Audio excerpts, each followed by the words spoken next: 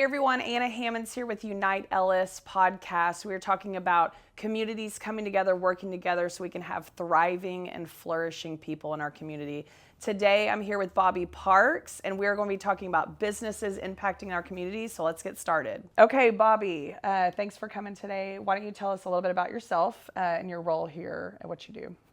Yeah, so Bobby Parks, serve as the Chief Ministry Officer for the Household Group, JH Family Company. So we've got several different businesses that are a part of the same umbrella, but all with the same mission. And it's to reach people for Christ, give to the kingdom. And we do that by helping people find their way home. So we do that with a home building company, a mortgage company, land development, title, townhomes. But we also do it by helping shepherd people on their journey in life, and we want to do that with our employees as well. Very cool. So I love like your specific job. So like drill in a little bit more about like what you do on the day to day. Yeah, so some days, it's I'm a pastor in the marketplace, helping our people navigate difficult times or helping them if they want to grow in their faith. Or then some days we get to help get them engaged in the community, go make a difference and impact. Serve with some of our local outreach partners or go on a mission trip across the world, getting to do some great good with some good people. That's awesome. So how many employees do you think are here? Yeah, so, right now we're in a downturn in the housing economy. So we've lost quite a bit in the last couple of years. So we're right now, I think, around 160. Oh, okay. Yeah. Okay. So, and you've been with the company for a while that obviously it was smaller originally. So like today, as we talk through, I want to think about like 160 size businesses all the way down to like small businesses. Like there's a lot of different ways to go about this, right? So, absolutely. So, okay, so let's talk about some of the ways in your history here. Like what are some of the tangible things that y'all have done as far as impacting the community as a business? Yeah, I think, it first starts with having the right heart. Yeah. And so, John and Tracy, the founders of the companies from the get-go, they started with the heart of how do we not just sell homes, how do we not just close mortgages, but how do we reach people? How do we impact people? And so that's, throughout the years, 20 plus years later, that mission has stayed strong. And so that's always been a heart mindset of the company, that we're not here to just close homes, not here to just have a mortgage for people, but we're here to impact people. So helping your people to understand that mission and that vision, and we constantly communicate that as part of our values, part of our mission, part of our vision, but then you need to engage them. So it's not just something that the founders believe in or they do, or a few leaders in the company, or that thing you do one time a year on one day, but we incorporate this as a part of our actual operations. So we came up with a strategy called S.E.A.M. So think about it as an acronym and an analogy. Okay. So how do we S.E.A.M. our mission to our business, just like our pant legs are sewn together. So that's the S.E.A.M. approach. But then how do we strengthen, equip, activate, and multiply our employees? That's good. So we have a strategy for each level of that funnel. Strengthen. So listen, we could tell our employees all day long, you need to impact the community, you need to go out and serve with us. But if they're struggling at home, they're going through a difficult time in their marriage, their kids, maybe they need counseling.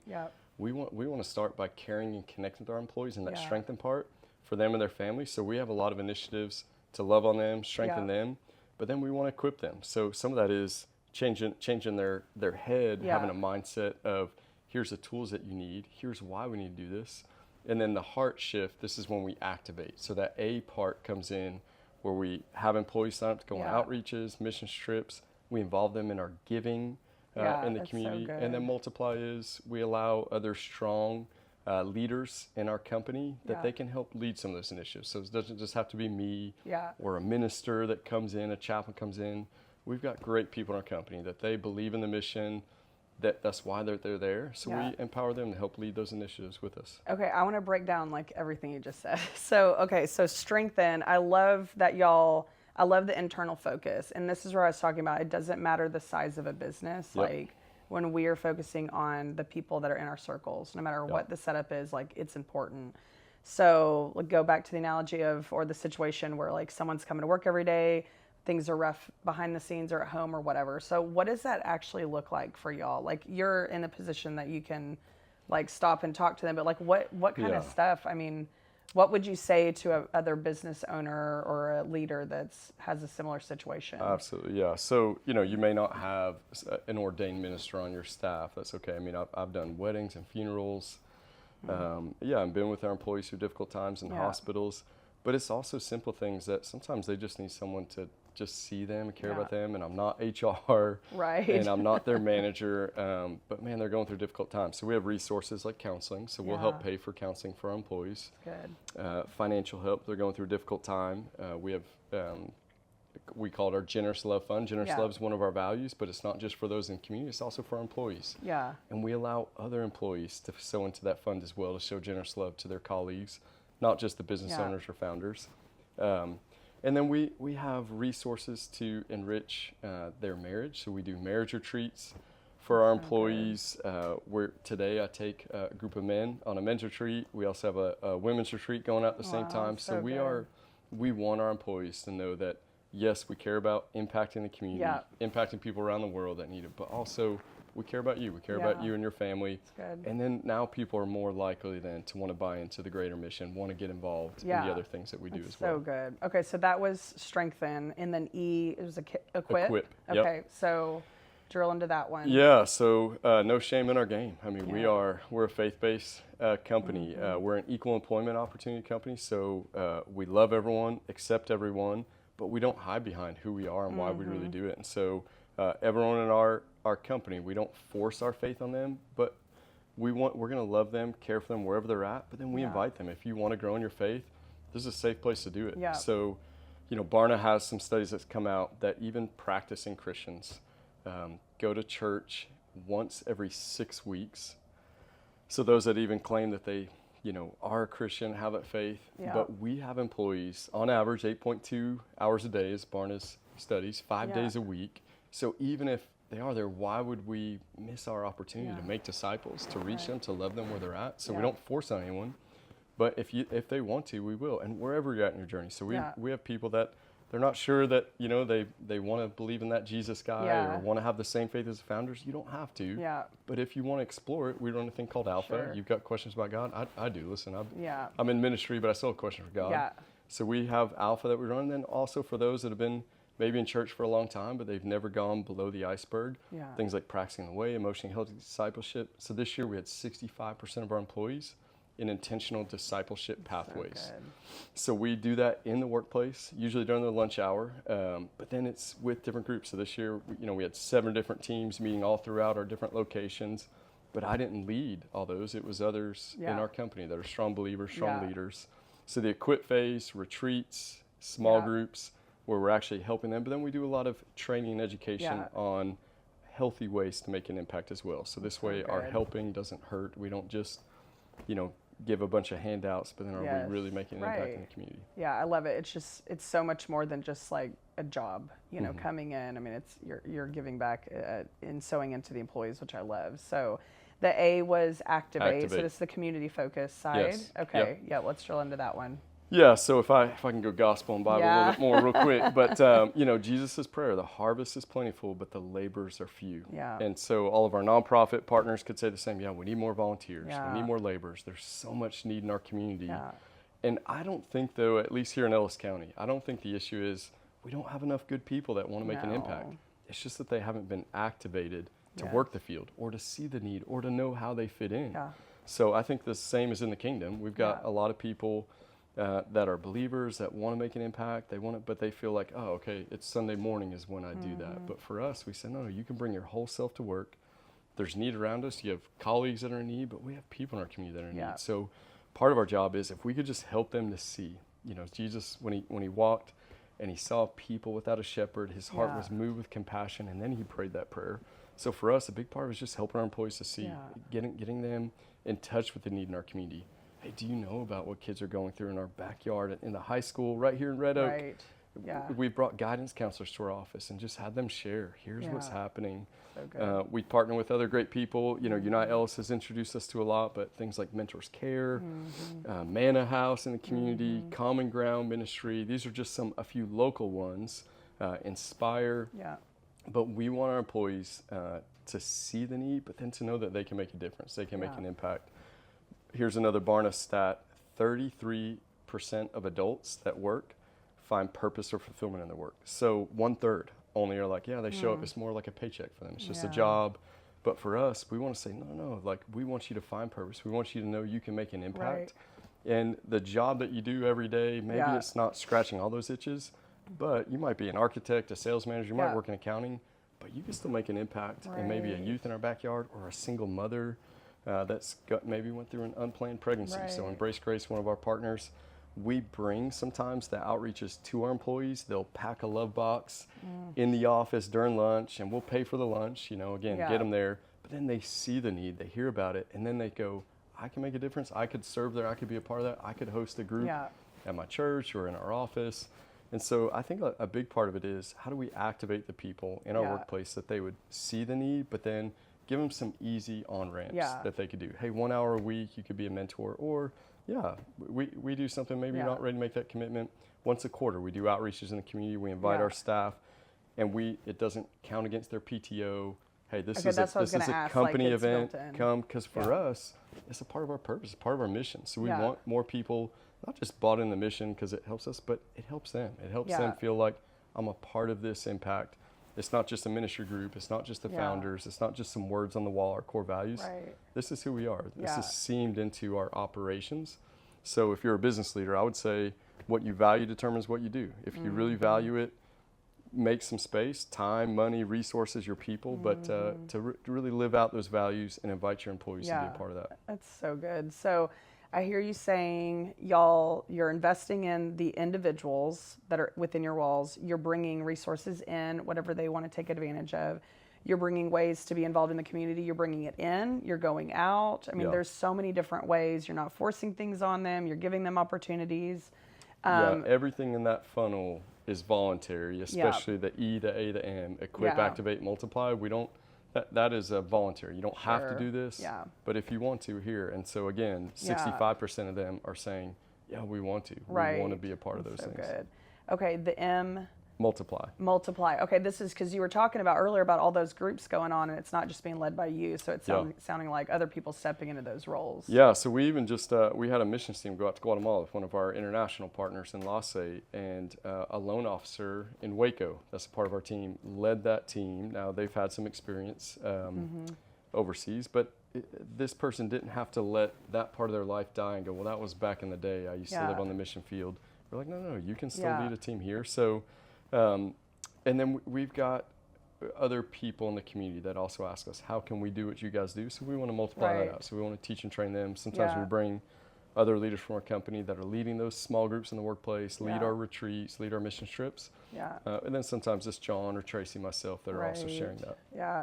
So let's talk about, you've got to be seeing some positive returns. Like, I mean, you're investing in your people internally, you're taking them out, you're obviously impacting the community, which, we know that's going to be beneficial.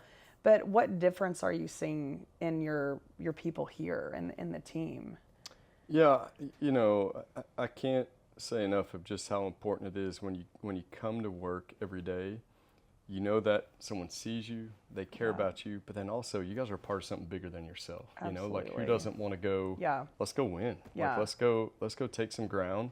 Because what we're doing every day, it matters not just to the bottom line or not just for some numbers on a page, but man, we get to see transformation in our community. And so, those employees that get involved, in the internal resources for them and their family, awesome. Now they know they're seen. But those that go out with us, go on a mission trip, they go serve in the community. We have several of our employees that serve as mentors with Mentors Care.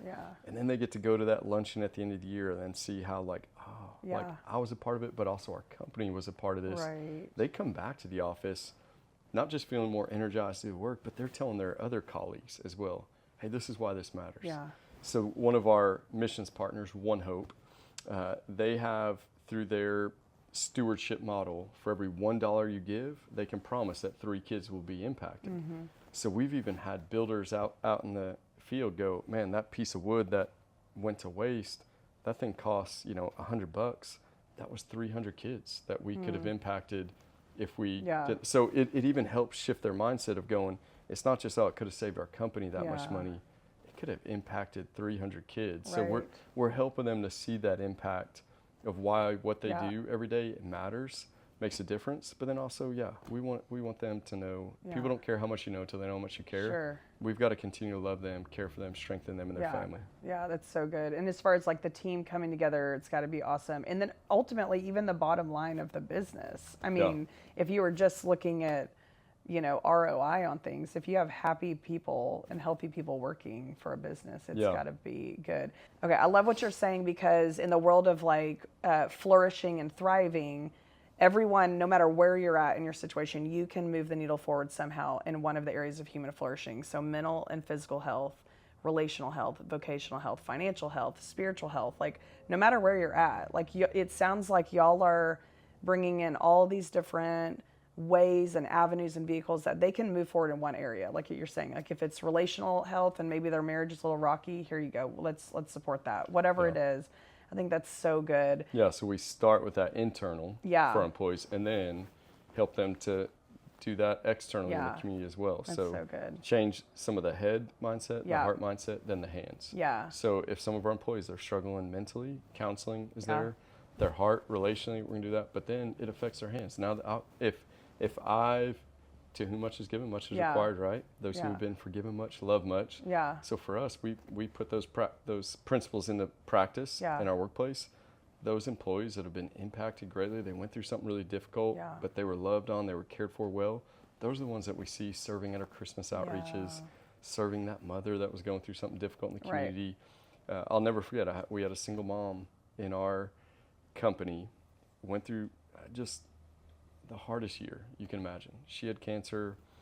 Her young daughter was really sick and going through the hardest things, but then yet she's there serving at Christmas with Dignity and Waxahachie, serving other single family. And I mean, I'm crying, so I knew what she's gone through, but then I see her serving and making an impact in others, and then I see her in the office and the joy that she has. And she even told us, is hey, the reason why I work here, because I know you guys really care, but I get to make a difference as well. Good. So that's awesome. Yeah. So I'm thinking about, anyone with employees of like 100 or more, obviously it applies easily, but then I'm putting myself in the mindset of a business owner that might have 5 or 10 employees. And I feel like it still applies. It may not be on as big of a scale, but the idea of seeing the people that come to work every day, caring about where they're at, allowing them an hour a week to go mentor or to go, sow back into the community or whatever. So do you feel like there would be any recommendations you would have, or like if there's a small business or a business that's maybe they're just now getting into the idea of being externally focused or having a community impact, like any advice that you would give them on getting started? Yeah, I would say, again, it starts with their heart. When their heart is broken about need, when they see it, then they'll be able to cast some visions to their employees. And so, even if you're not running 20 different outreaches in the community, you're not sending your employees on international missions trips, but you're able to communicate to them, hey guys, this is why we do what we do, can make an impact, and I want you to come to this event that we're doing. Hey, come listen to the story. A lot of us were at the Heights yesterday, and for some of our employees, just go, man, domestic violence isn't talked about a lot, but it's happening in our community. And then you hear some of the stories and they say, how can we make it? How can we be a part of that? It starts there. It starts with your heart, what you're burning for, inviting them in to see it. But then, I'd encourage you, even if it's one day a year, that you guys say, hey, we're going to go serve at Manna House and go stock the food pantry. But then here, do we know how many people in Ellis County have food insecurity, that go hungry, that they serve not just their utility bill, their rent bill, but they're going, we need food to put food on the table. That'll do something to your employees. So whether you have, 100, 500, or 10 employees, you could have your heart be moved, invite them in here, but then get some hands involved. Even if it's a one-day serve, that'll start something great. Yeah, the ripple effect that I imagine, like if every business owner started, really intentionally focusing on their people, and then everyone was doing that across the county, and then if every business just did one thing a year, focus. I mean, the ripple effect of what it would have on a community would just be amazing. It would be very, very cool. Yeah, and I think we're living in a day and age, you know, we hear about need all over the world. There's wars happening, there's, you know, crisis happening, and then sometimes you can just get so overwhelmed. Like, what difference can I make anyway? There's so much need, there's so much, but where you can get compassion fatigue. Yeah, absolutely. But I would just encourage you, like, do something. Something. Like if all of us just do something, you know, even for us, it's like all of our employees can't serve with mentors care, but we've got 10 or 12, you know, that can. Good. So if I'm like, our people are too busy, we're not gonna be able to do it. But I would also be robbing our employees of an opportunity, those 10 or 12 that do it. And we've had one of our employees, and now he's a board member of Mentors Care. Cool. So he's able to serve them even in a bigger way. But what if we said, hey, we're too busy. We got too much going on. The market's not great. We got too many homes to build, to close, to sell. Like, but for us, it's like, no, what we value determines what we do. We're going to do something. You know, we can't do it all. We can't meet every need in the community, but we're going to do something, and we're going to encourage our employees to do something as well, because we know it's going to impact them even more. It's better to give than receive. Absolutely. We believe that. And when we can help equip and encourage our people to do that and activate them in that type of lifestyle, we know it's going to bring joy to them. Yeah. And it teaches their families. We tell them, bring your kids on these outreaches and mission trips with us as well. So we want to see the holistic flourishing of their families, not just the individual, not just our company, but we want to see communities thrive and flourish. Yeah.